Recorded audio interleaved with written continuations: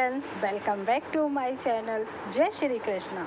अगर कर्ण ने अपनी माता को वचन ना दिया होता तो शायद कर्ण की मृत्यु नहीं होती और शायद युद्ध का परिणाम कुछ और भी हो सकता था, क्योंकि अगर धर्मराज युधिष्ठिर ही मर चुके होते तो युद्ध जीतने का फिर प्रश्न ही नहीं उठता हैगा पांडवों के लिए। तो चलिए जानते हैं, महान दानवीर कर्ण ने अपनी माता को ऐसा कौन सा वचन दे दिया जिसके बंधन को कभी तोड़ ना सके। हम सब जानते हैं कि कर्ण एक दानवीर रहे और वो दान में दी हुई वस्तु को कभी वापस नहीं लेते। जो भी उनसे कोई मांगता था, उनका एक नियम था, वो प्रातः स्नान करते थे और स्नान के बाद वो दान देते थे। अगर उसके बाद कोई भी याचक उनसे कुछ भी मांगता था, वो उसे सहजा दे देते थे।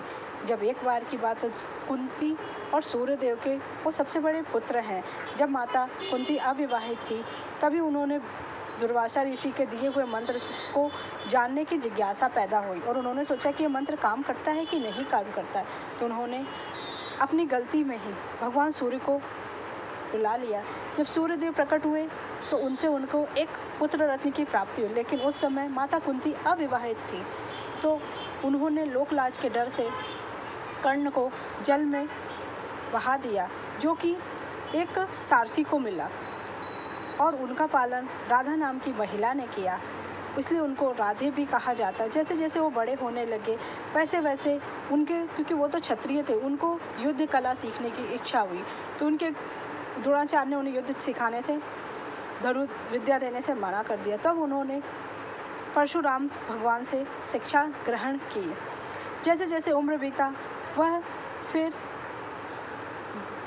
युद्ध की चुनौती के लिए पांडवों से पास आए।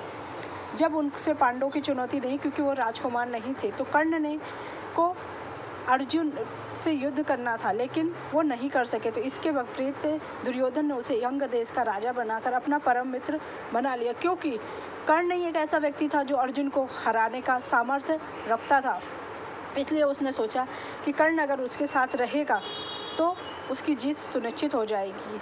तब जब महाभारत युद्ध की शुरुआत होने लगी तो सबने के तरफ से ये होने लगा कौन किसकी तरफ से युद्ध लड़ेगा। तब माता कुंती ने सोचा कि भाई भाई की तरफ से युद्ध ना करे, मैं एक बार जाके अपने पुत्र कर्ण से इसके बारे में बात करती हूँ और उससे दान मांगती हूँ। जब माता कुंती कर्ण को समझाने के लिए उसके पास गई, उन्होंने बहुत समझाया कि पुत्र, तुम अपने बड़े भाई के हो, तुम्हें युधिष्ठिर के पक्ष में हो जाना चाहिए। लेकिन कर्ण ने कहा, माता आप उस समय कहाँ थी जब मेरे दोस्त दुर्योधन ने मेरा साथ दिया। अगर उस समय आपने लोकलाज के डर से मेरा समर्थन कर दिया होता तो माता आज ये स्थिति पैदा ना होती। लेकिन माँ, आप मेरे पास आई हो, फिर भी मैं आपको निराश नहीं करूँगा। इसलिए कर्ण ने अपनी माता को वचन दिया। कर्ण को पता था कि युद्ध की स्थिति को अकेला दुर्योधन ने नहीं बनाई थी। कर्ण को पता था कि दुर्योधन उस पर कृपालु है। कर्ण को पता था कि दुर्योधन के प्रति निष्ठा होने के कारण वह पांडवों के विरुद्ध लड़ेगा। कर्ण को पता था कि दुर्योधन के साथ रहना उसके लिए फायदेमंद है। कर्ण को पता था कि दुर्योधन के साथ रहकर वह अंग देश का राजा बना रहेगा। कर्ण को यह भी पता था कि दुर्योधन के पास रहकर अर्जुन के बराबर हो सकता है और वह द्वंद्व युद्ध कर सकता है। लेकिन कर्ण को यह भी पता था कि अगर उसके छोटे भ्राता युधिष्ठिर को ये पता चल गया कि मैं उसका बड़ा भ्राता हूँ, तो वह मुकुट सहजा मुझे लाके दे देगा। और माता, मैं नहीं चाहता कि मैं दुर्योधन के एहसान तले दबा हूँ और मुझे वह ना चाहते हुए भी वह मुकुट दुर्योधन के सर पे रखना पड़ेगा। इसलिए माता, आप मुझे एक वचन भी दीजिए कि जब तक मैं जीवित हूँ तब तक आप पांडवों को ये सत्य कभी नहीं बताएंगे कि मैं उनका बड़ा भ्राता हूँ।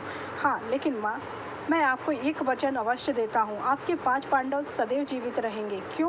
क्योंकि या तो अर्जुन रहेगा या तो मैं रहूँगा।